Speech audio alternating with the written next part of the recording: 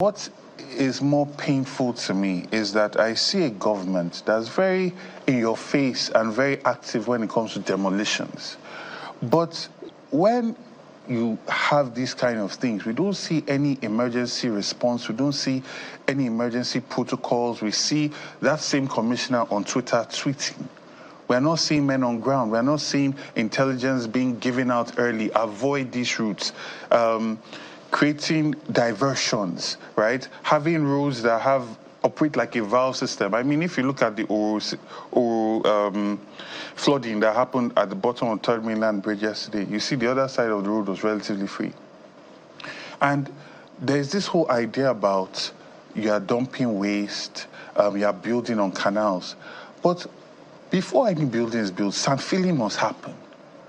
And indiscriminate, haphazard sand filling has been happening across Lagos State.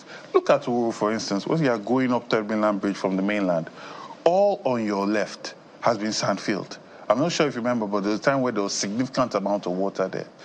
What was the EIA that was done on that sand filling?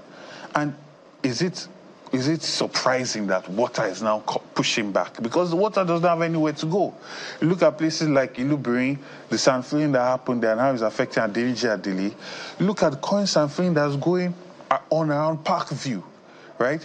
Up until recently, there was on Lekki-Ekpe Expressway, block 113, I believe, there was a huge green space allocated to that development. All of a sudden now some developer wants to build on it. But this place has been allocated for road expansion and drainage.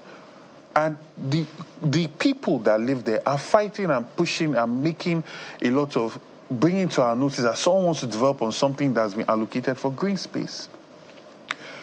This development will happen, and then years down the line, someone will come and say, oh, this place was originally allocated for irrigation and green space. So for me, I don't feel a sense of I told you so. I mean, anybody that loves Lagos well enough and has looked at the history of Lagos will see these things coming way before it happens.